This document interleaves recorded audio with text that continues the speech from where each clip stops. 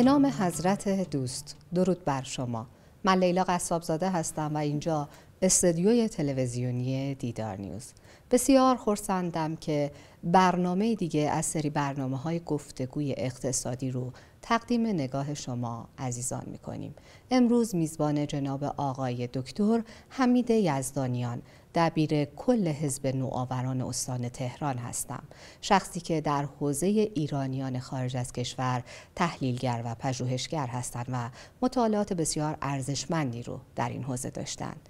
یکی از سوالات اصلی من از ایشان این خواهد بود که چرا طبق قانون اساسی که می توانیم در پارلمان به ازای هر 150,000 نفر یک نماینده داشته باشیم، ولی فقط در امریکا 2 میلیون نفر ایرانی داریم که مهاجرت کردن و سایر کشورها به همین نسبت ایرانیان بسیار زیادی هستند که مهاجرت کردن، چرا در پارلمان ایران یک نماینده هم از این عزیزان وجود نداره؟ از ظرفیت‌های ایرانیان خارج از کشور در حوزه‌های اقتصادی، سیاسی، فرهنگی و اجتماعی چه بهره برداری‌هایی میشه کرد؟ از این ظرفیت‌ها در تعامل دو جانبه ایرانیان خارج از کشور و ایرانیانی که داخل کشور هستند چه بهره برداری‌هایی میشه کرد؟ اینها سوالاتی هست و بخشی از سوالاتی هست که از ایشان خواهم داشت. جناب آقای دکتر یزدانیان، بسیار خوش آمدید به برنامه. متشکرم، خیلی ممنون از دعوتتون. خواهش میکنم. من سوال اصلیم رو مطرح کردم جناب آقای یزدانیان. شما در حوزه ایرانیان خارج از کشور مطالعات بسیاری داشتید. حتی شورای ایرانیان خارج از کشور که تأسیس شد جزو اولین افرادی بودید که در این حوزه به صورت پژوهشی و اجرایی ورود کردید و سابقه ای دارید. از این موضوع شروع کنید. از آماری که وجود داره از ایرانیان خارج از کشور، سرمایه‌های بسیار بسیار ارزشمندی و فرهیخته‌ای که هستند، چه آماری وجود داره؟ چه آمار دقیقی وجود داره از این عزیزان؟ بله، تشکر میکنم از دعوتتون و خسته نباشید میگم خدمت جناب عالی و همه دستاندرکاران رسانه وزین دیدار نیوز. انصافاً در این سالهایی که داره فعالیت میکنه دیدار نیوز یک نقش ویژه‌ای داشته در فضای رسانه‌ای کشور با توجه به رویکرد استقلالی که این رسانه داشته. نمیشه گفت که چپه، نمیشه گفت راسته، به نوعی از همه طیف‌ها استفاده کرده. نظرات همه طیف‌ها در دیدار نیوز مطرح شده و این خیلی فرصت ارزشمندیه که انشالله بتونن نخبگان و متخصصین و پژوهشگران استفاده بکنن و حرفشون رو در این رسانه انشالله به گوش مردم و مسئولین برسونن. اما در مورد موضوع بحث خودمون که بحث ایرانیان خارج کشور هست، در نظر داشته باشیم که چیزی حدود 10% جمعیت ایران در خارج از کشور ساکن هستند. میانگین مهاجر در دنیا 3.2%، یعنی از این 8 میلیارد 200 خورده میلیون جمعیت در خارج از وطن خودشون دارن زندگی میکنن. ما در جمهوری اسلامی به دلایل مختلف این میانگین تغییر کرده، یعنی از 3.2 رسیده تقریباً به حدود 10% در از ایرانیانی که در خارج از کشور دارن به هر دلیلی امکان ادامه حضور در کشور نداشتن، برای زندگی بهتر، برای فرار از این سری مشکلات، برای فرار از این سری گرفتاری ها یا به دلایل مختلف دیگه فرهنگی، سیاسی، اجتماعی، اقتصادی رفتن در خارج از کشور، ساکن شدن، اقامت گرفتن، تابعیت گرفتن و دارن زندگی میکنن. در مورد آمار سرکار خانم قصابزاده چند تا اشکال وجود داره و ایراد وجود داره که باعث میشه نتونیم آمار واقعی بدیم. اولی شاید بحث تابعیت خاک و خون باشه. ما در ایران معتقدیم که تابعیت خون هست. ایرانی اگر 60 سال قبل، 70 سال قبل هم رفته آمریکا، فرزندانش، نواهاش، نبیرهاش همه رو ما ایرانی میدونیم بر اساس تابعیت خون. ولی کشوری مثل آمریکا تابعیت خاک رو پذیرفته. آقای ظریف میره آمریکا درس بخونه، بچهش اونجا به دنیا میاد. بچهش که اونجا به دنیا میاد میشه آمریکایی، اتومات میشه آمریکایی. نه نیاز به درخواست داره، نه نیاز به اقدامی داره، نه نیاز به سوگند خوردن داره. چون در آمریکا به دنیا اومده، تابعیت خاک رو پذیرفتن میشه. از نظر ما میشه اون ایرانی، از نظر آمریکا میشه آمریکایی. آمریکایی میگن ایرانی تبار. یا مثلا در مورد هندی‌ها هم همین داستان وجود داره. یه NRI دارن، یعنی هندیایی که رفتن در خارج از کشور دارن تحصیل میکنن، دارن کار میکنن، اقامت دارن، موقته ولی برمیگردن نهایتاً به هند. یه PIO دارن، PIO که بهشون یه کارت هم میدن، کارت PIO دارن. اونها کسایی هستن که اونجا به دنیا اومدن و تابعیت اونجا رو گرفتن. کسایی هستن که تابعیت هندیشون رو دیگه گذاشتن کنار و تابعیت یک کشور دیگر رو گرفتن. من همینجا فرصت استفاده کنم، واقعا جای یک PIO کارت برای ایرانیان خارج کشور ضروریه. هر کسی به هر دلیلی در یک کشوری تابعیت گرفته، به نظر میرسه که جمهوری اسلامی اگر میخواد واقعا از ظرفیت فوق‌العاده ایرانیان خارج کشور استفاده بکنه، همین PIO کارت مشابه هندیا این تجربه رو استفاده بکنیم و به ایرانیان خارج کشور بدیم، راحت بتونن بدون اخذ ویزا بیان، تردد بکنن، ملک جابجا کنن، زمین بخرن، بورس سرمایه گذاری کنن و کارهای اقتصادی که در داخل کشور میشه انجام داد. با یک کارت ویژه میشه به این افرادی که ترک تابعیت کردن به نوعی در کشور دیگه ولی ایرانی تبار هستن استفاده بکنیم. در مورد آمار، اولیش و اولین دلیلی که ما نمیتونیم آمار دقیق بدیم، یکی میگه 3 میلیون، یکی میگه 5 میلیون، یکی میگه 7 میلیون، یکی میگه 10 میلیون، آمارهای متفاوتی داره مطرح میشه. دلیلش شاید همین باشه که یه طیفی رو که فرزندان ایرانیان خارج کشور هستن و نوادگان اونها هستن و در اون کشور به دنیا اومدن، بر اساس تابعیت خاک تابعی اون کشور محسوب میشن از نظر اونها، ولی از نظر ما تابعی ایران هستن. دومین دلیل که باعث میشه نتونیم آمار دقیق بدیم، بحث همسر خارجی داشتنه. بعضی از کشورها همسر خارجی داشته باشه، طرف اونو تبعی اون کشور محسوب میکنن، بعضی از کشورها اینو محسوب نمیکنن، میگن نه این هنوز تبعی خارجی هست. این هم دومین دلیل که باعث میشه این آمار خیلی سیال باشه، هر کی یه آماری رو داره ارائه میکنه.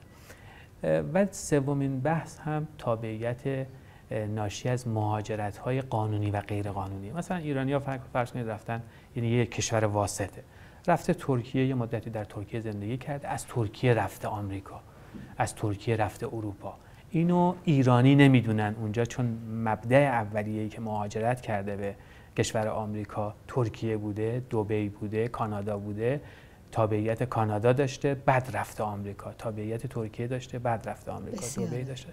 اون هم باعث میشه که این آماره رو ما نتونیم. ولی در نتیجه تا اینجای بحث این که متغیرهایی وجود داره که ما نمیتونیم آمار دقیقی از ایرانیان خارج از کشور ارائه بدیم. ولی متوسط اون چیزی که تقریبا اکثرا بهش اعتقاد دارن اینه که 8-9% 10% جمعیت ما در خارج از کشور هستن. یعنی اگر حدود 85-90 میلیون بگیریم، 8 میلیون اینها باید توی خارج کشور باشه، 7.5-8 میلیون باید تو خارج کشور باشه. حالا اینجا هم یه اتفاقی افتاده. برخی از اپوزیسیون و ضد انقلاب و اینها هی تلاش میکنن که این آمار رو بیشتر نشون بدن. میگن 15 میلیون ایرانی در خارج کشورن، 20 میلیون ایرانی در خارج کشورن. اینها هدفشون چیه؟ میخوان خیلی فضای داخل رو مخدوش نشون بدن، مغشوش نشون بدن. بگن شما بلد نیستین مدیریت کنین، شما مدیریتتون مناسب نیست. اینها سعی میکنن این آمار رو خیلی بالا نشون بدن. بعضی از دوستان هم برای که بگن نه وضعیت خوبه و ما مهاجر زیاد نداریم و هستن همه و مشکلی وجود نداره، از این ور خیلی سفیدشویی میکنن به قول معروف و هی آمار رو میارن پایین. کما اینکه در بعضی از آمارهای رسمی ببینیم، مثلا در رسانه‌های رسمی جمهوری اسلامی اعلام میشه، میگن آقا نه 3-4 میلیون بیشتر ایرانی در خارج از کشور نیستن. ولی واقعیتش اینه که باید 7-8 میلیون ایرانی رو ما در نظر بگیریم که همونجور که در مقدمه جناب عالی فرمودین، چیزی حدود 2 میلیون نفر ما فقط در آمریکا داریم. تقریبا حدود 1 میلیون نفر در کانادا داریم. کشورهای اروپایی فرانسه، انگلیس، آلمان، این سه تا کشور 250-300 هزار ایرانی رو رد کردن دیگه. تعداد ایرانی‌ها خیلی افزایش پیدا کرد. من سال 83 رفته بودم برای یه مأموریتی از شورای ایرانیان خارج کشور توی لندن. اونجا مثلا کلی چلو کبابی کاملا ایرانی در شهر، در خیابان‌های مختلف لندن داشتیم. در سوئد بیش از 100 هزار ما ایرانی داریم، در نروژ داریم، در هلند داریم، در کشورهای مختلف اروپایی این شکل.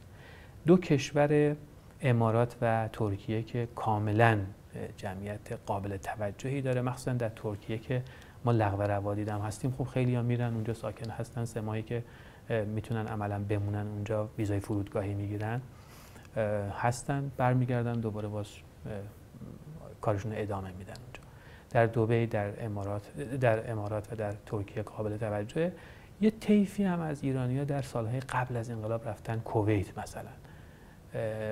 کویت هم یه جمعیت قابل توجه ایرانی داره که بعد از همون کویت یه تعدادی مهاجرت کردن رفتن برای تحصیل توی آمریکا مثلا دارن درس میکنن که اونها رو دیگه ایرانی نمیدونه آمریکا، یه جورایی کویتی میدونه در آمریکا. این ور در شرق دنیا در استرالیا جمعیت قابل توجه ایرانی داریم، در سیدنی، در ملبورن جمعیت قابل توجه، در مالزی 40-50 هزار ما ایرانی داریم. خیلی رفتن درس بخونن همونجا موندن دیگه، کار براشون پیدا شده، شغل پیدا کردن و موندن. در مجموع به نظر میرسه 7-8 میلیون ایرانی رو کاملا ما داریم و نمیشه خیلی با میانگین دنیا فاصله داره. میانگین 3.2، اگه 3.2 رو نسبت به 85 میلیون بگیریم باید مثلا 2.5 میلیون 3 میلیون حد اکثر ایرانی داشته باشیم در خارج از کشور. ولی به دلیل این بحران هایی که ما داشتیم، جنگ تحمیلی رو داشتیم، تحریم های اقتصادی رو داشتیم، یه سری بدسلیقگی‌هایی که بعضی از دولت ها داشتن در برخورد با طیف های مختلف باعث شده که متاسفانه ما بیش از 2 برابر میانگین جهانی مهاجر داشته باشیم. حالا این فرصت یا تهدیده باید بیشتر در موردش صحبت بکنیم. به نظر میرسه در مجموع فرصت‌های اینها خیلی بیشتر از تهدیدات و آسیب‌هایی که میدونن. خیلی میتونیم استفاده بکنیم به شرط اینکه ما رویکرد درستی باشه. من همیشه تو جلسات گفتم، من این بحث ایرانیان خارج کشور رو خیلی رفتم جای مختلف در سازمان‌ها، وزارتخونه‌ها، شرکت‌ها ارائه کردم. من در کل معتقدم که ما شاید مثلا یه جمعیت 15-20% در خارج از کشور کاملا با ما هماهنگن، با سیاست‌های ایران کاملا هماهنگن، همراهی میکنن، در برنامه‌های سفارت شرکت میکنن. اینها یه جمعیت مثلا شاید 10% هم خیلی عناد دارن با ایران، خیلی مشکل دارن، خیلی زیربنایی مشکل دارن. ولی یه جمعیت 70-80% این وسط هست خنثی‌ست تقریبا. این دلش برای وطنش میتپه، علاقه شدید به وطن داره. این روزها اتفاق افتاد دیگه، آقای خدا رحمت کنه سید ابراهیم نبوی چقدر دوست داشت برگرده.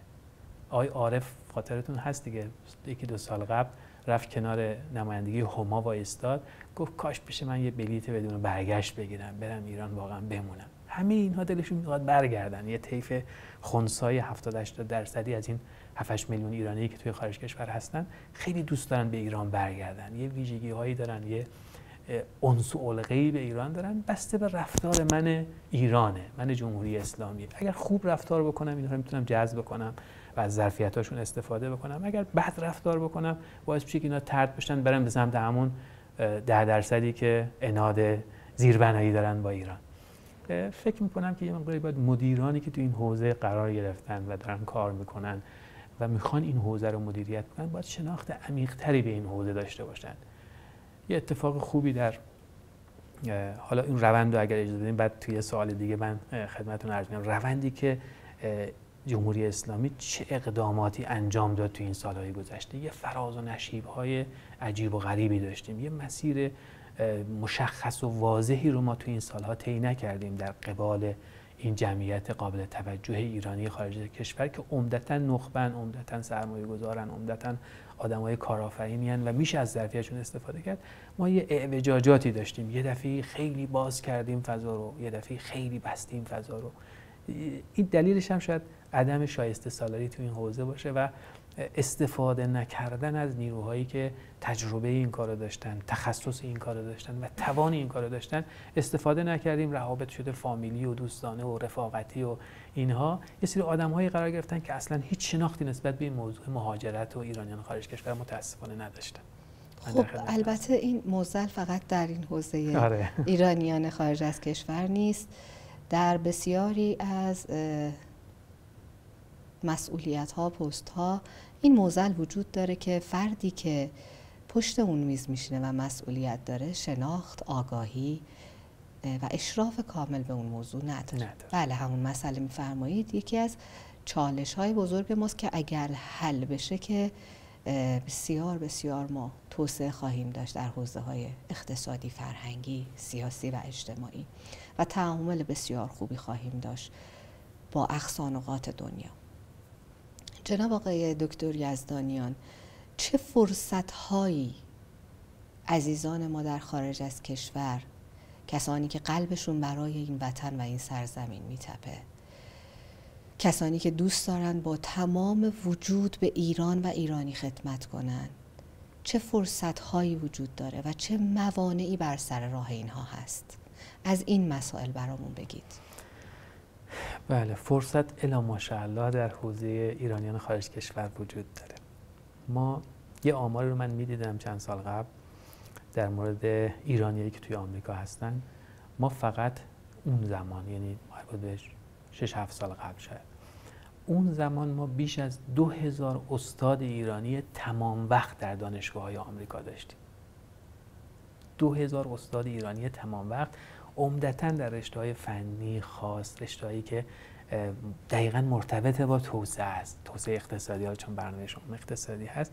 عمدتاً در رشته‌های خاص فنی از شریف رفته بودن، از علم و صنعت رفته بودن، از امیرکبیر رفته بودن. اینها کسایی هستند که مرتبط با بحث توسعه اقتصادیه. حالا اونایی که در حوزه تئوریک کار میکنن، علوم انسانی کار میکنن، بیشتر حوزه‌های توسعه سیاسی، توسعه فرهنگی، اینا بیشتر باید بهش توجه بکنیم. ولی در حوزه توسعه اقتصادی همین آدم‌هایی هستند که اتفاقا اونجا رفتن و در دانشگاه‌های خوب آمریکا دارن تدریس میکنن. در کنار این 2000 استاد تمام وقت دانشگاه‌های آمریکا، ایرانی که در دانشگاه آمریکا هستن و بعضی‌ها رئیس دانشکده، رئیس دانشگاه، رئیس پژوهشکده اینها هستن، ما چیزی حدود 3000 تو اون مقطع استاد ایرانی پاره وقت در دانشگاه‌های آمریکا داشتیم. تو این چند سال مطمئنم به دلیل تحریم‌ها، چون مهاجرت‌های مقداری افزایش پیدا کرد، مطمئناً این آمار خیلی افزایش پیدا کرد. ولی این آمار رسمی بود که من در سال‌های گذشته. یا ببینید مثلا مرکز تکنولوژی آمریکا ناساست دیگه. در ناسا مثلا ما یه تیپی مثل آقای خدا رحمت کنه، این اخیراً فوت کرد که 2 سال اخیر فوت کرد، پروفسور فیروز نادری رو داشت. پروفسور فیروز نادری جزء اصلی‌های ناسا بود تو این بحث‌های پروژه‌های جدید نام‌یادشون گرامی. پروژه مریخ کار می‌کرد. من رفته بودم، من اینو نمیدونستم، رفته بودم شیراز زمانی که دانشگاه ملی مهارت بودم، رفته بودیم برای یک افتتاحیه‌ای توی شیراز، دانشگاه ملی مهارت تو استان فارس. گفت که زمین اینجا رو می‌دونی کی داده؟ گفتم که نه. گفت این پدر مرحوم فیروز نادری داده. گفت میدونی مرحوم فیروز نادری چند تا کودک تحت سرپرستی داره، کودک یتیم. مثلا با این روحیه، ببینید سال‌هاست رفته اونجا، در مهد تکنولوژی هم قرار گرفته، در بالاخره یه جایی مثل ناسا داره فعالیت میکنه، فعالیتش هم قابل توجهه. این آدم خیلی میتونه به ما کمک بکنه. این داستانی که میگم مربوط به سال 82 به سال 82 خبرنگار روزنامه جامعه جمع ایمیل ایشون رو پیدا کرد و شروع کرد با ایشون چت کردن و صحبت کردن. گفت آخرین مطلبی که ازش پرسید از آقای پروفسور فیروز نادری، آخرین مطلبی ازش گفت که آقای پروفسور نمیخوای به کشور خودت یه خدمتی بکنی؟ نمیخوای یه کاری برای کشور خودت انجام بدی؟ خب حالا اون بحث‌های خیریه و فلان اینا که بماند، تو بحث‌های تکنولوژیکی اینا خب خیلی میتونه کمک بکنه این آدم دیگه. خیلی جوابش عجیب بود آقای پروفسور فیروز نادری. واقعا من خیلی متاسف شدم. اون زمان اتفاقا من در دبیرخانه شورای ایرانیان خارج کشور بودم. جوابش عجیب بود. میگفت که باور میکنید تا حالا از من کسی نخواسته؟ یعنی ما شورای عالی ایرانیان خارج کشور داریم. قبلش در دوره مرحوم آقای هاشمی در حوزه جذب نخبگان اینها یه مرکزی اصلا در وزارت خارجه تأسیس شد که آقا نخبگان ایرانی رو جذب کنین، برگردن، مهاجرت معکوس داشته باشن، از ظرفیت اینا تو حوزه تکنولوژی‌های جدید و اینها استفاده بکنیم. قبلش بالاخره این اتفاقات در دوره‌ای که حتی خود امام هم از فرانسه برگشتن ایران، یکی از نکاتی که امام جالب تو اولین سخنرانیش گفت آقا ایرانی خارج کشور برگردن، من تو فرانسه بودم دیدم چقدر ما نخبه داریم، چقدر متخصص داریم، اینا برگردن به کشورشون کمک کنن. یعنی ما از سال 57 58 گفتیم، سال 82 رفتیم، سال 68 رفتیم اون مرکز رسیدگی به امور ایرانیان خارج کشور نخبگان و اینها تأسیس کردیم در وزارت خارجه. 81 رفتیم شورای عالی ایرانیان خارج کشور رو تأسیس کردیم. ولی سال 82 پروفسور فیروز نادری میگه کسی به من دعوت نکرد. یا مثلا شما ببین فردی مثل آقای پروفسور موسیوند، ایشون توییسرکانیه اصالتا. آقای پروفسور موسیوند خب داستانش هم جالبه، اگر بینندگان عزیز ما بالاخره بخونن این داستان زندگی های پروفسور موسیوند و توفیق موسیوند رو بخونن. میگه که من تو روستاهای توییسرکان داشتم چوپونی میکردم، بعد پسرم زد که آقا یک اقدام اساسی بکنم، یک کار به درد بخوری برای کشور بکنم، نمیشه که آخه اثرگذار باشم و اینها، که دیگه میاد تهران درس میکنه و بعد میره مهاجرت میکنه. سازنده کوچکترین دریچه قلب مصنوعی این آقای پروفسور موسیوند 15-20 سال قبل. خود کانادایی‌ها اعلام کردن، در کانادا خود کانادایی‌ها اعلام کردن، گفتن سالانه ما از محل اختراع آقای پروفسور موسیوند 1 میلیارد دلار درآمد ارزی داریم. جناب عالی بالاخره مجری کارشناس این حوزه‌های اقتصادی هستید. 1 میلیارد درآمد ارزی، 1 میلیارد دلار درآمد ارزی یعنی 100,000 شغل. ما بحثمون اینه دیگه. ما میگیم هر ایرانی که میره در فلان کشور قرار میگیره درآمد ارزی برای اون کشور داره، یه کاری این شکلی داره براش انجام، یا نه ما این ایرانی‌ها رو کلی هزینه کردیم براشون. این آدمی که تو شریف درس خونده، تو علم و صنعت درس خونده، تو امیرکبیر درس خونده، تو این کشور بالاخره تا به درجه بالا رسیده، بالاخره هزینه زیادی شده. اینو مفت و مجانی در اختیار کشور دیگه قرار میدیم. میگن هر 1 میلیارد دلاری که از کشور خارج میشه شما 100,000 شغل از دست دادین. هر 1 میلیارد دلاری که از خارج کشور وارد کشورتون بشه یعنی شما 100,000 شغل ایجاد کردید. همین الان آمار خیلی عجیبه. من یه گزارشی رو خوندم همین سالهای اخیر، برای مقامات هم تهیه شده بود اتفاقا این گزارش. بعد به استادم گفتم که از اساتید ما بود در همین پروژه رساله دکتری، بهش گفتم که این گزارش رو شما تهیه کردین، فکر نمی‌کنید یه مقدار بزرگ نمایی شده؟ گفت نه. گفتم من برآوردم اینه که سرمایه ایرانیان خارج کشور مثلا 1200 میلیارد دلار بیشتر نباشه.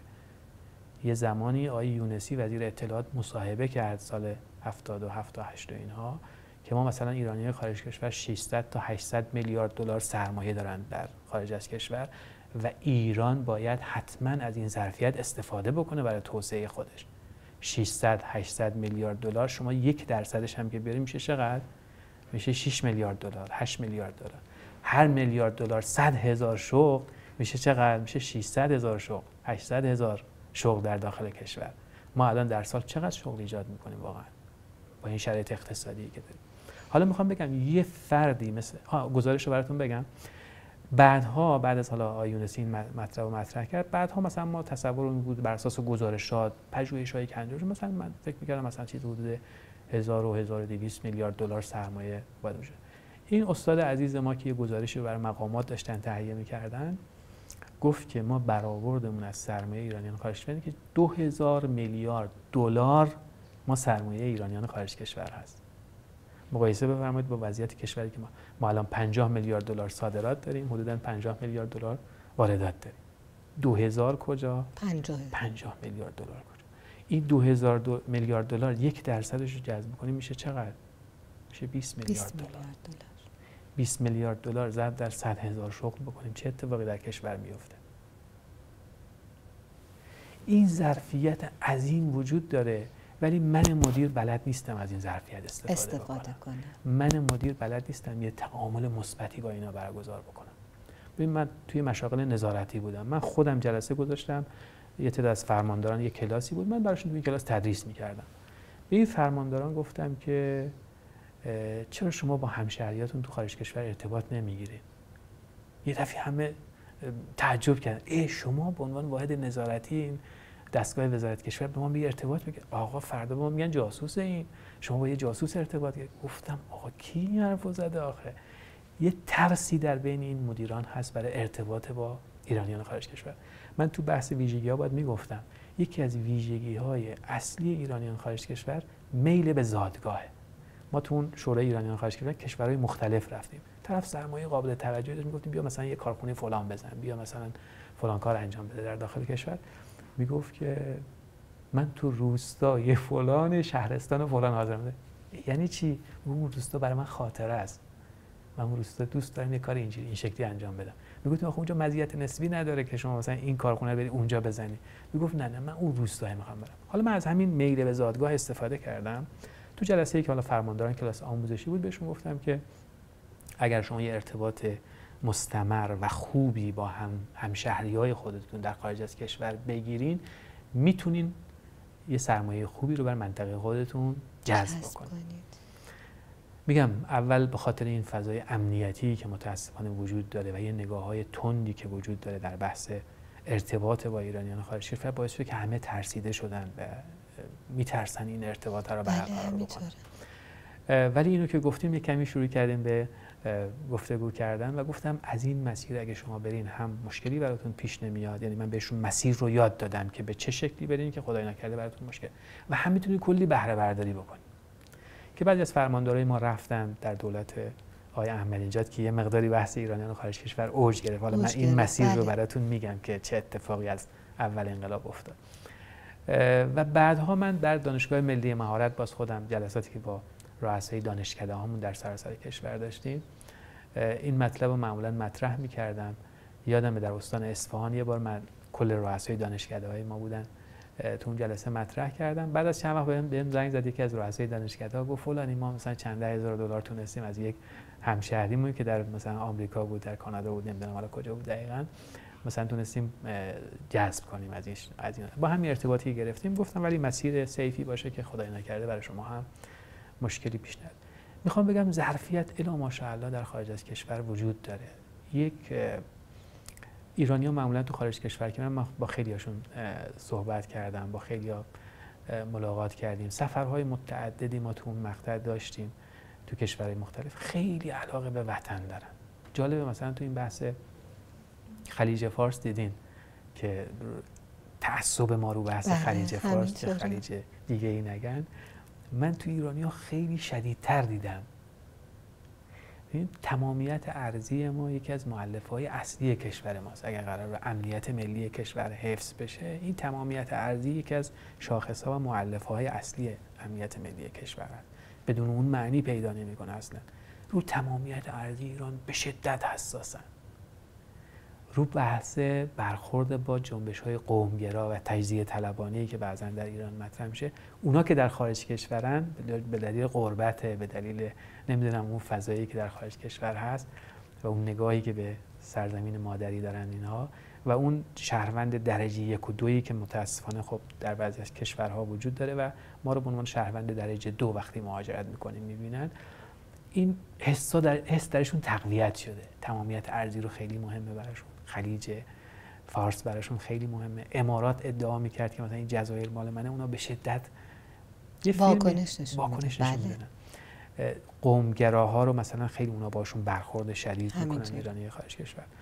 یادم یه فیلمی داشت منتشر میشد چند سال قبل تو بعضی از کشورها که یه مقداری سیاه‌نمایی کرده بود فضای ایران رو، تو پرده سینماها رفته بود. یادم تو ترکیه، تو استانبول ایرانی رفتن جمع شدن، یه تعدادی گفتن ما نمیذاریم این فیلم پخش بشه. اینا نگاه‌هایی که خیلی ارزشمنده. من نمیدونم چرا بعضیا سیاه نگاه میکنن به بحث ایران خارج کشور، یه نگاه غیر عقلایی، غیر منطقی دارن. من نمیگم خیلی سفید نگاه کنیم، بله بالاخره بین اینها ممکنه جاسوس باشه، بین اینها ممکنه مسئله دار باشه، مشکل دار باشه، ولی عمده اینها دلشون با کشورشونه، دلشون با میهنشونه. به خاطر اون عده بسیار کمی که اگر عنادی داره که ما نمیتونیم که درصد بسیار بالایی از این عزیزان که عاشق وطن و سرزمینشون، عاشق خاکشون هستن رو نادیده بگیریم. دقیقاً.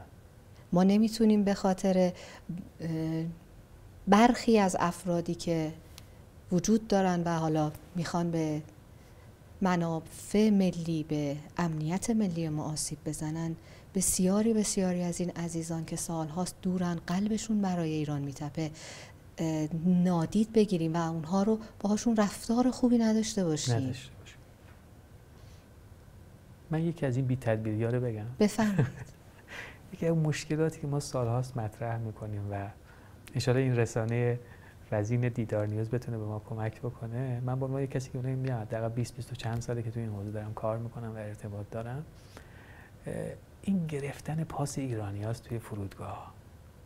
بله همینطوره. یه اتفاق خیلی بدی میفته، طرف بعد از چند سال اومده وارد کشور شده. حالا مثلا فرض کنید نمیدونم یه نقصی تو پروندهش هست، یه مشکلی وجود داره، یه چیزی وجود داره، تو لحظه‌ای که وارد ایران میشه و من خیلی رو دیدم دوست دارن سجده کنن. کسی که مثلا 1 سال 2 سال 3 سال بعضا خیلی بیشتر وارد ایران نشدن، دوست داره سجده بکنه اون لحظه. دم فرودگاه پاستو بده، پاسشو ضبط می‌کنی، میگه فلان روز بیا، فلان آدرس، نمیدونم فلان. خب بذار بره این خوشیشو حداقل اون لحظه، اولین دیدار ماندگارترین دیدار دیگه، روانشناسا میگن دیگه. تو اون اولین دیدار خواهشاً این کارو نکنین. بیاد بره وارد کشور بشه، بعداً بهش زنگ بزن، شماره‌اش هست، ارتباط وجود داره، یه یادداشت بهش بده، اصلا بهش یادداشت بده، بگو که آقای فلانی اگر امکان داشت مثلا فلان روز تشریف بیاریم فلان جا با هم یه صحبت ظرف 48 ساعت 72 ساعت مثلا مراجعه کنید. آره. یک توضیحی بدید، یک رفتار محترمانه داشته باشید. چرا پاسشو میگیرین؟ که الان دیدم اخیراً الحمدلله جناب اژه‌ای هم چند مورد اشاره کردن که نباید این اتفاقات بیفته، کمتر بشه. ما وقتی یک نفر میاد و یک برخورد اینجوری باهاش میشه، این میشه تبلیغ میکنه در خارج کشور که نرین، مشکل ایجاد میشه براتون. من رفتم این اتفاقات برام افتاد، یک ترس و واهمه ایجاد میشه. بله دیگه.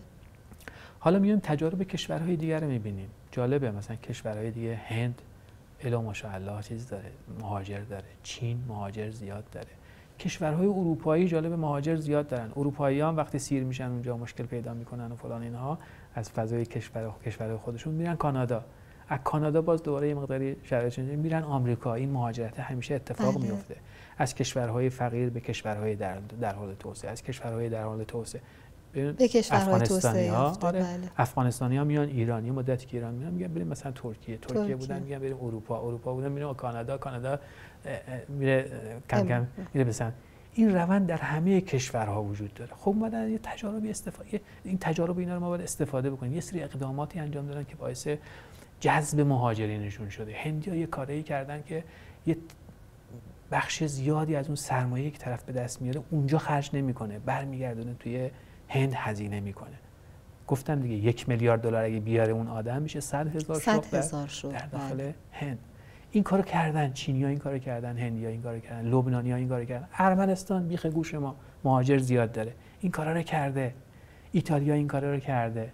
اومدن یه سری اقداماتی انجام دادن، سازوکاری رو در نظر گرفتن که بتونن از مهاجرین خودشون بعد از چند سال که اونها به هر حال به یک رشد و تعالی رسیدن بتونن استفاده کنن. چون اصلا انسان در حال رشده، در حال پیشرفته، میل به رشد و پیشرفت داره. خب این عزیزان تصمیم میگیرن، هزینه میکنن، غربت رو تحمل میکنن، بسیاری شاید رفتارهای نامطلوب رو در اون کشورها تحمل میکنن که رشد و تعالی پیدا کنن. شما میفرمایید برخی از کشورها سازوکارهایی دارن که از این عزیزانی که مهاجرت کردن برای مهاجرت معکوسشون استفاده میکنن، یا اگر این اتفاق نیفته، حالا اون شخص جایگاه خودش رو پیدا کرده، میان از ظرفیتاش استفاده میکنن، ریل گذاری میکنن، جایی رو برای تعامل دو طرفه ایجاد میکنن. و ما این برنامه برای مخاطبین دیدار نیوز میگیم که ما هم میتونیم در ایران این کار رو بکنیم. ما هم میتونیم با نگاه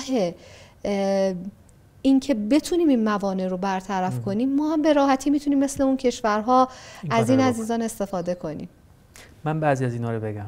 بفرمایید. این انتهای بحثمون. بله، دوست دارم که اون راهکارها رو ارائه بدید. هند اومده یه روزی، من یه مصاحبه کردم، می‌خواستم رساله‌مو بنویسم با یکی از هندیایی که توی ایران بود. گفت ما تو هند چیکار کردیم؟ اومدیم یه روزی رو به عنوان روز هندی‌های مقیم خارج از کشور ثبت کردیم تو تقویممون. بله.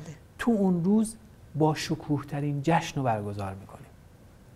هر هندی خارج کشوری که یه کار ویژه‌ای برای کشورش انجام بده، تو اون روز تقدیر میشه خیلی ویژه و خاص. گفت همین روز هندی‌های خارج از کشور باعث شده که هندی‌های مقیم خارج تو آمریکا هستن، تو اروپا هستن، جاهای مختلف هستن، تو همین کشورهای حوزه خلیج فارس بیش از 6-7 میلیون ما هندی داشتیم تو این چند سال گذشته که الان افزایش هم پیدا کرد. توی امارات 1,500,000 یه زمانی ما هندی داشتیم تو این سالهای گذشته. من حالا آمارهای جدید رو ندارم ولی آمارهای چند سال پیش خدمتتون عرض می‌کنم. این روز هندی‌ها باعث شده و تجلیل از هندی‌های خارج از کشور در اون روز باعث شده که دل اینها بیشتر به سمت هند باشه، نگاه اینها بیشتر. چرا ما روز ایرانیان خارج از کشور نمیذاریم در تقویممون؟ تقویم همین نگاه می‌کنیم روزهای مختلف، روزهایی که شاید اهمیت چندانی نداشته، هی گذاشتیم گنجونه. خب این 10% جمعیت شما که در خارج از کشور هستن، نباید یه روزی براشون اختصاص بدیم تو اون روز ازشون تجلیل کنیم، همایشی برگزار بکنیم، نخبه هاشون و اونهایی که خدمتی کردن به بشریت، نمیگیم به ایران هم فقط، بالاخره اونها یه تجلیلی بشن. این بده مگه؟ مگه ما در حوزه‌های دیگه این کارو نمی‌کنیم؟ برای خانواده شهدا این کارو نمی‌کنیم، برای کارگران این کارو نمی‌کنیم، برای کشاورزان این کار. خب برای این طیف 10% جمعیتمون چرا این کارو نمی‌کنیم ما؟ ببین ما مثلا استان‌هایی داریم الان 500,000 جمعیت داره، 600,000 جمعیت داره، زیر 1 میلیون خیلی از استان‌های ما. حالا شما 7-8 میلیون ایرانی تو خارج کشورن، شما برای این استان‌ها استاندار می‌ذاری، چند تا نماینده مجلس می‌ذاری، 100 تا اداره کل و سازمان و فلان اینها می‌ذاری و کلی داری برای این 500-600,000 داری هزینه می‌کنی. اون 7-8 میلیون نیاز به توجه ندارن واقعا؟ قطعاً دارن. این یکی از پیشنهادات مشخص من در این برنامه که برای اون نگاه امنیتی که فرمودید، برای اون هم راهکاری دارید؟ آره اونم اون نگاهی که ما اینکه کامل سیاه نبینیم دیگه اینجا رو. خاکستری.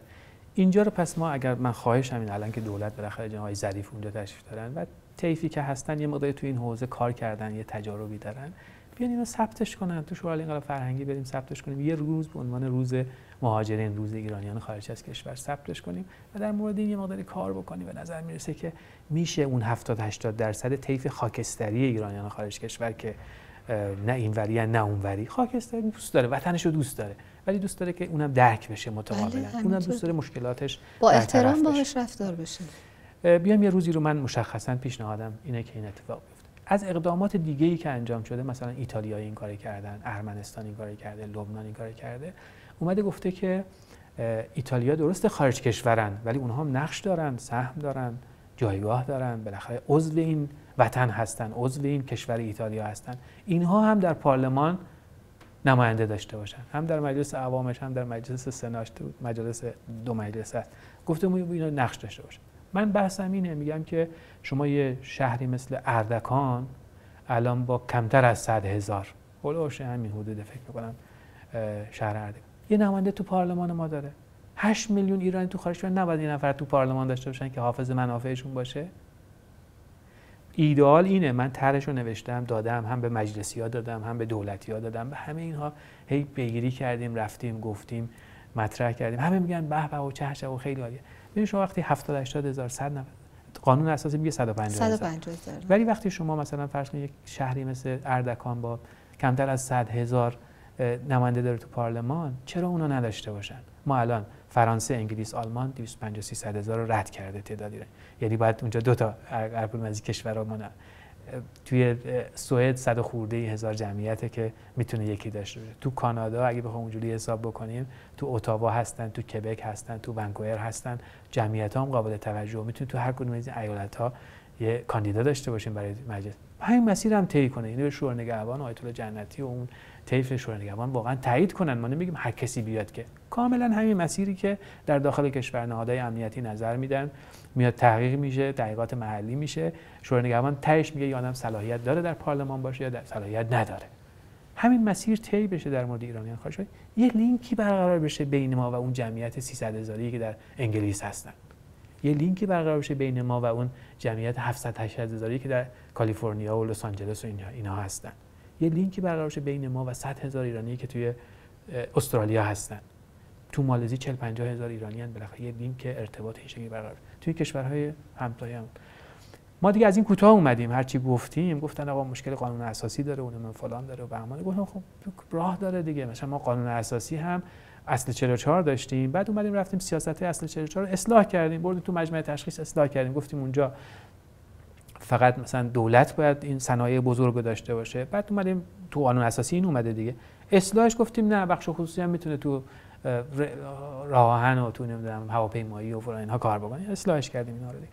خب اینجا بیام اصلاحش کنیم. اگر گفته که آقا مثلا باید جغرافیای ایران نماینده داشته تو پارلمان، بیام اصلاحش کنیم، بریم تو مجمع تشخیص اتفاق. ما هر چی گفتیم که آقا مثلا بیام حداقل هر ایالتی، هر کشوری، هر نمیدونم منطقه، قاره کاندیدا توی یه نماینده تو پارلمان داشته باشه، دیدیم فایده نداره. گفتم آقا یه نفر انتخابات که داریم برگزار می‌کنیم 290 نماینده دارن انتخاب میشن، بگین آقا ایرانیای خارج کشور هم کاندیدا بشن، بیاد تو همین سیکل تعیین صلاحیت بشن، یه آدم موجهی که بین ایرانیان خارج کشور هست تایید بشه، یه تعدادی تایید بشن، ایرانی هم رأی بدن اون روز. خب این طرح به کجا رسید؟ انجام نمیشه. حتی یک نفر. ببین ما فراکسیون ایرانیان خارج کشور تو مجلس از همون دوره 80-81 یادمه که وجود داشت، یعنی فراکسیون شکل گرفت در مجلس هفتم فکر می‌کنم. بعداً هم این فراکسیون همینجوری ادامه داشت. ما هی رفتیم تو مجالس مختلف بهشون گفتیم، تو دولت‌های مختلف رفتیم بهشون گفتیم. همه میگن به به چه خیلی خوبه این ظرفیت فوق‌العاده 2000 میلیارد دلار سرمایه ایرانیان خارج کشور، 300-400 هزار نخبه خاص توی خارج کشور داریم. اینا میتونن انتقال تکنولوژی بدن، اینا میتونن سرمایه بیارن، اینا میتونن راه صادرات ما رو باز کنن. جالبه این ایرانیایی که شرکت دارن در کشورهای مختلف مسیر خیلی خوبی هستن برای توسعه صادرات ما، که این صادرات ما از 50 میلیارد دلار برسه به 100 میلیارد دلار، برسه به 100. راحت میتونیم از ظرفیت اینا استفاده بکنیم، واقعا راحت میتونیم از ظرفیت اینا استفاده کنیم، ولی بسترش رو باید فراهم بکنیم. همون کاری که ایتالیایی‌ها کردن، همون کاری که لبنانی‌ها کردن، ارمنستان کرده، هند کرده، چین کرده، این کارا رو باید یه مقدار انجام. در مورد هند فقط یه نکته بگم که من خواهشم از دولت اینه که اگه میتونه این کار رو انجام بده. ما اونجا گفتن هندیایی که رفتن خارج کشور بعضیشون موقت میرن، 1 سال 2 سال 5 سال کمتر بیشتر کار میکنه، تحصیل میکنه، برمیگرده هند. اونا میشه NRI، اونا بهشون میگن NR. یه جمعیتی هستن که اونجا به دنیا اومدن، مثلا مثل فرزند آقای ظریف که حالا این روزا مطرح میشه، تابعیت آمریکا گرفته دیگه، اون تابعیت هند نداره، یه تابعیت آمریکا داره. یا مثلا ترک تابعیت کرده، گفته من دیگه میخوام تابعیت مثلا فرض کنید انگلیس رو داشته باشم، تابعیت کانادا رو داشته باشم که بتونم اونجا نخست وزیر شم، بتونم اونجا برم وارد پارلمان بشم فلان. به اینها میگن PIO، اونو NRI بود، این PIO. به این PIO اونا که مشکلی ندارن، اونا که میان و میرن که این که ترک تابعیت کرده یا تابعیت دیگه‌ای رو گرفته یه کارت بهش میدن. این کارت که بهش دادن، با این کارت وقتی وارد کشور شد مثل هموطن خودشون بهش نگاه میکنن. میگن تو میتونی ملک بخری، میتونی تو بورس سرمایه گذاری، میتونی نمیدونم خرید و فروش کنی، با این کارت، یه کارت اقامت موقت بگیم دیگه ویزا نمیخواد بگیری، بالاخره تو هندی تباری دیگه. چرا این کارو نمیکنه؟ من خواهشم از جناب آقای ظریف و دوستان که در دولت هستن، دوستان وزارت خارجه جناب عراقچی، اینو پیگیری کنن واقعا این اتفاق بیفته. ما برای این 7-8 میلیون ایرانی خارج کشور یه اقدام درخوری در این دولت 14ام که مصمم هست تو این حوزه کار بکنه انجام بده. ما هم امیدواریم. آره. در مورد ساختارم من یه نکته‌ای بگم، حالا دیگه فرصت هم نداریم، ولی در مورد ساختارم عرض کنم. ببینید تا 68 که ما درگیر جنگ و اینها بودیم، البته میگم امام اولی که اومدن این حرفا رو زدن. آقا پزشک ایرانی، من تو فرانسه دیدم شما خیلی آدمای وطن دوستی هستین، خیلی آدمای توانمندی هستین، متخصصی هستین، بیاین تو کشورتون کمک بکنین، متخصصین، نخبگان، اساتید فلان. امام گفتن، همون اول انقلاب گفتن. دیگه اومدیم ما درگیر جنگ شدیم، اون مسائل اتفاق افتاد و بحران‌هایی که ما تو اون 10 سال اول انقلاب داشتیم. سال 68 به محض اینکه آقای هاشمی رئیس جمهور شدن یه دفتر جذب نخبگان توی وزارت خارجه ایجاد شد. خیلی اقدام ارزشمندی. شروع کرد وزارت خارجه ارتباط گرفتن با ایرانی‌های خارج کشور، برگردین کمکتون می‌کنیم. یه تجربه کره جنوبی داره تو بحث هموطناش در خارج از کشور و مهاجرینش. کره جنوبی میگه بهت مسکن میدم، بهت شرایط خوب میدم، اشتغالت رو تامین میکنم، شرایط زندگی تو کاملا اینجا ایدئال برات فراهم میکنم، برگرد بیا کار کن. خب نگاه مرحوم آقای هاشمی و حالا اون تیم این بود که آقا نخبه ها بیان، ما یه سری امکانات بهتون میدیم، یه سری تسهیلات بهتون میدیم که در داخل کشور بهت کمک. یه اتفاقات خوبی افتاد از 68 تا مثلا 76 که حالا دولت مرحوم آقای هاشمی و اومدن یه تعداد از نخبگان برگشتن و کمک کردن در مصادر امور، بعضن قرار گرفتن، مسئولیت گرفتن، پست‌های خاص گرفتن، شرکت‌های بزرگ اقتصادی در اختیارشون قرار گرفت و خوب بود یه اتفاقات. البته خب آسیب‌هایی هم طبیعتاً داره دیگه، هر کاری 100% مثبت نیست. بله 100% هم منفی نیست. یه پرتی 4-5% ممکنه این وسط داشته باشه. دولت جناب آقای خاتمی اتفاقات بهتری افتاد. چطور؟ گفتن که صرف وزارت خارجه و اون دفتر جذب نخبگان نباشه، وزارت ارشاد هم بیاد در بحث هنرمندان کار بکنه، وزارت اقتصاد هم بیاد در حوزه سرمایه ایرانیان خارج کشور و جذب اونها کار بکنه، نهادهای امنیتی هم بیان توی این ساختار قرار بگیرن که نگاه متعادلی به بحث ایرانیان خارج کشور، افراط و تفریط نشود و سایر. وزارت کشور بیاد مثلا فرمانداراش، بخشداراش، استانداراش کار بکنن، دفاتر جذب سرمایه چیز در وزارت کشور شکل گرفت. اینجا اومد یه شورای عالی ایرانیان خارج کشور شکل گرفت. هر چند وقت یک بار رئیس جمهور یا معاون اول این جلسه رو برگزار می‌کردن. 11 تا وزارتخونه بودن به اضافه مثلا صدا و سیما و نظام وظیفه و ثبت احوال، اینها هم که باید کار بکنن دیگه توی این حوزه. شناسنامه ایرانیان خارج کشور، مدارک هویتی رو بدن، نظام وظیفه اون تردد کسایی که سربازی نرفتن رو بتونه یه جوری مدیریت بکنه. صدا و سیما بیاد مثلا بحث فرهنگی رو انجام بده که این شبکه‌های جامع جمع و اینها شکل گرفت. اگر خاطرتون باشه تو اون مقطع یه رادیو هم اختصاصیش صدای آشنا بود، چی بود داشت بحث ایرانیان خارج کشور بیننده داشت شبکه جامع جمع. حالا جالبه مثلا میگم از اعوجاجات و انحرافات اینه دیگه. الان میگیم جامع جمع به تعطیل شه. بله. یعنی رفتار ما سینوسیه، به جایی که تقویت بکنیم به دلیل همون سابقه رسانه‌ای که شما هم دارید بنده اون زمان ایرانیان خارج از کشور چقدر تعامل داشتن با شبکه جامع جمع. میگفتن که مثلا فرزندان ما جالبه براشون، میشینن این برنامه ها رو میبینن، با ایران آشنا میشن، با زبان مادری. ما به جایی که تقویت بکنیم الان صدا و سیما داره تعطیل میکنه. الان به سمت تضعیفش رفتیم. جمعیت ایرانی خارج کشور بیشتر شده، اشکالات و چالش های ما بیشتر شده. به جایی که اینو تقویت بکنیم و توسعه بدیم رفتیم میخوام تعطیلش بکنیم. من واقعا تعجب.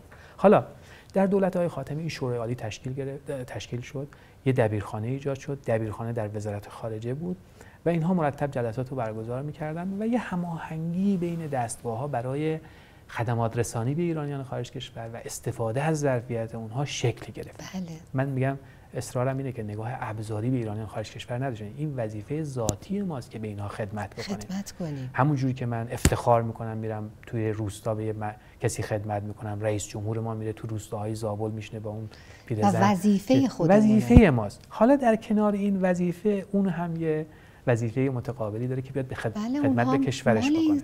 در این شرایطی که بحران اقتصادی داریم، مشکلات چیزی، اونم بیاد بالاخره به وظیفه، اگر میتونه سرمایه بیاره، اگر میتونه توسعه صادرات بده، اگر میتونه ما رو وصل بکنه به شرکت‌های بزرگ بین‌المللی، سری کارهای خاصی انجام بده، اگر میتونه تکنولوژی انتقال به هر کدوم از این کارا میتونه. اون شورای عالی خیلی عالی بود. دبیرخانه‌اش در وزارت خارجه بود. ما بعدها زمانی که آقای احمدی نژاد می‌خواست بیاد فکر کردیم آقای احمدی نژاد با این تفکرش اولین کاری که بود تعطیل می‌کنه این حوزه رو. برداشت ما در شورای عالی این بود. فکر کردیم یه پیش‌داوری کردیم فکر کنیم اتفاق میفته. چی شد؟ برعکس. آقای احمدی نژاد بعد از اینکه تحلیف و تنفیذ و اینها اتفاق افتاد یه سفر رفت آمریکا و اونجا با جمعیت ایرانیان مواجه شد. دید چه ظرفیت فوق‌العاده‌ای. فلان پزشک اومده جلوش نشسته، ایشون یکی از مقامات ارشد کانادا رو معاینه و معالجه کرده. تراز اول آمریکا رو مثلا فرض کنید، حالا اسم نبرم دیگه، مثلا مشکل نازایی داشته، این پزشک متبحر ایرانی مشکل نازایی این خانم رو حل کرده. خانمی که تو رده‌های بالایی. بعد دید فلانی سرمایه قابل توجه، فلانی این شرکت ایبای رو تأسیس کرده، فلانی نمیدونم امید کردستانی معاون ارشد گوگل، مثلا اینا رو که دید آقای احمدی نژاد تعجب کرد و بعد برگشت نزدیکترین فردش و یار غارش رو آقای مشایی رو گذاشت توی این حوزه ایرانی خارج کشور و تعامل خوبی هم صورت می‌گرفت. ما یه نظر کارشناسی داریم تو اون مقطع در همون دبیرخانه. گفتم آقا دبیرخانه تو وزارت خارجه است، شورای عالی که نمیتونه هر روز تشکیل بشه که. شورای عالی هر چند ماه یه بار تشکیل میشه و این تقسیم وظایف میکنه و میگه این کارا انجام بشه. دبیرخونه باید کارا رو پیش ببره. ما این نظر کارشناسی داشتیم. من در این کتابم هم اثبات کردم، یعنی مصاحبه هایی که با نخبگان انجام دادم و خبرگان انجام دادم همین نظر منو تایید کردن. گفتیم که دبیرخونه وقتی تو وزارت خارجه باشه نمیتونه به وزارت کشور دستور بده، نمیتونه به وزارت اطلاعات دستور بده، به نیروی انتظامی دستور بده، به نمیدونم فلان جا دستور. این دبیرخونه رو بیارین توی نهاد ریاست جمهوری. ما نظر کارشناسی مونیم و این اتفاق افتاد. آقای احمدی نژاد روش نوشت که آقا پیشنهادی که مکتوب ما بهشون دادیم، نوشت که آقا این دبیرخونه منتقل بشه از وزارت خارجه بیا تو نهاد ریاست جمهوری قرار بگیره. چرا؟ چون وقتی در نهاد ریاست جمهوری هست راحت وزارتخونه‌های مختلف ازش حرف شنوی دارن. فردا یادداشت میده وزیر اقتصاد، سازمان سرمایه‌گذاری خارجی این مشکل این بنده خدا رو حل کنین، حل میکنه. اینجا میگه وزارت اطلاعات، این آدم بالاخره اگر امکان داره یه جوری مشکلش حل بشه. سپاه اگر امکان داره این مشکل حل بشه. وزارت فرهنگ این هنرپیشه ما چرا نمیتونه برگرده، این خواننده ما چرا نمیتونه برگرده. یه تعاملی این نهاد ریاست جمهوری میتونه با وزارتخونه و سازمان‌ها داشته باشه. بله. اتفاقات خوبی افتاد ولی امان از افراط و تفرید. یعنی ما میگیم ایرانی‌ها 20 ستون یا 40 ستون میسازن، اونجا هم یه وقتی مثلا طرف وقتی دیگه محرزه که مشکل امنیتی داره نباید اصرار کنی که این اتفاق بیفته. یعنی یه جاهایی فکر میکنم که زیاده روی شد دیگه در بحث ایرانیان خارج کشور، میتونست کنترل شده، مدیریت شده بره جلو و اتفاقات خیلی خوبی بیفته کما اینکه افتاد در اون مقطع. ولی خب یه سری متاسفانه همین میگم افراط و تفریطایی که میشه باعث شد که اون از هم بپاشه کلا. میدونید که در اواخر دولت‌های احمدی نژاد منجر به بازداشت اون دبیر کل شورای عالی ایرانیان خارج کشور شد، پرسنل اونجا بازداشت شدن، یه اتفاقات این شکلی افتاد. البته اون ور هم شاید مثلا بگیم تندروی شد و اینها، ولی نمیخوام وارد داستانش بشم. میخوام بگم که این حرکت متوازن خیلی مهمه، حرکت سینوسی پایین رفتن بالا رفتن مشکل ایجاد میکنه برای کشور. و اومدیم دولت آقای روحانی رسیدیم بعد از اون اتفاقات که دبیرخانه این مشکلات پیش اومد، از هم پاشید، بازداشت شدن، فلان شدن، برخورد شد و اینها. دولت آقای روحانی، من شناختی که داشتیم نسبت به تیم آقای روحانی، برداشتمون این بود که تقویت میشه این مسیر، یه مسیر منطقی به خودش. اولین چیزی که دیدیم شنیدیم تو اون یکی دو سال اول دولت آقای روحانی، آقای دبیرخانه رو جمعش کنیم بدیم همون وزارت خارجه و فلان. دوباره برگشت توی مسیر متاسفانه کند شدن، یعنی اون مسیری که میتونست خیلی جهش ایجاد کنه و استفاده بشه از ظرفیت. ببین شما، من مثالش رو زدم دیگه، یه استان 500 600 داری براش چقدر ساختار چیدیم. حالا اینجا یه ساختاری چیده بودن مثلا در حد 4 تا معاون وزیر و مثلا چند تا اداره کل و فلان. حالا نمیخواد خیلی بزرگش هم باشه، کوچیک‌ترش هم میشد انجام بده. این اتفاق متاسفانه افتاد و دوباره باز ما بحث ایرانیان خارج کشور رو یه افتی در دولت 11 و 12 داشت. من آقای رئیسی که رئیس جمهور شدن، خدا رحمتش کنه، یه یادداشت نوشتم دادم از طرف یکی از دوستان به آقای رئیسی که آقای رئیسی این اتفاقات افتاده در گذشته، این ایرانیان خارج کشور، من به عنوان که هم کار اجرایی کردم و هم کار پژوهشی کردم، نیازمند توجه بیشتره، باید توجه بیشتر بهش بکنیم. توی این سال‌های مقداری کم توجهی شده، یه سری مشکلاتی وجود داره، نیاز به این شورای فعال شدن این شورای هست، باید کار بشه. و دبیرخانه هم خواهشاً برگردونید بیاد تو نهاد رسیدگی کنار دست خودتون باشه که بتونه از اینجا بالاخره 4 تا اقدام اساسی و خوب انجام بشه. رفت توی این مسیر بوروکراسی اداری و اینها متاسفانه به نتیجه نرسید در اون 2 سال. و در این 2 سال هم اقدام خاصی انجام شد. کما این که ما یه سری نیروهایی داشتیم در دولت مرحوم آقای رئیسی که یه نگاه امنیتی داشتن، یه جورایی در دولت اصلا مخالف این بحث بودن. وقتی میگفتی ایرانیان میگفتن آقا این مسئله فلان، یه نگاه کارشناسی به این حوزه نداشتن. در همون حوزه نهاد ریاست جمهوری هم دوستانی بودن که اصلا وقتی میگفتی ایرانیان اینا گارد میگرفتن سری، این ظرفیت فوق العاده رو نشناخته بودن، نمیدونستن. حالا در دولت های پزشکیان امیدواریم که این اتفاق بیفته. اول دولت نگاه مثبت نشون میده، بالاخره آقای قائم پناه من دیدم یه سری دستوراتی دادن، آقای ظریف بالاخره اونجا دارن کار میکنن، وزارت خارجه نگاه خوبی داره. امیدواریم که در دولت‌های پزشکیان چند تا اتفاق خوب بیفته در بحث ایرانیان خارج کشور، هم به جهت دینی که ما به اینها داریم، به ادای دین باید بکنیم به ایرانیان خارج کشور، بالاخره هموطنمان دیگه سهمی از این آب و خاک دارن، و هم به دلیل این ظرفیتی که اینا میتونن کمک کنن به شرایط بحرانی که اون عزیزان هم دوست دارن اون دینشون رو به سرزمینشون ادا کنن، ولی ما باید ریلگذاری درستی داشته باشیم، رفتار مناسبی داشته باشیم و اتفاقات خوبی رو در این حوزه رقم بزنیم. صحبتی ندارید جناب آقای یزدانیان؟ اگر صحبت پایینی دارید بفرمایید. فقط یه نکته هم عرض کنم خدمتتون. حالا اون بحث‌های تجارب کشورهای مختلف رو گفتیم و اینها، الان یه سری ایرانی‌ها هستن دوست دارن برگردن. میگم نمونهش حالا مرحوم سید ابراهیم نووی که مطرح شد. من خیلی از همون سالها با من در تماس هستن، در ارتباط هستن، کسایی که در گذشته حرفی زدن، انتقادی کردن، مطلبی گفتن، الان نگرانن برای برگشت. یه نگرانی در دلشون وجود داره، نکنه ما بازداشت بشیم، نکنه ما با ما برخورد بشه. یه فکری جمهوری اسلامی برای این کار بکنه.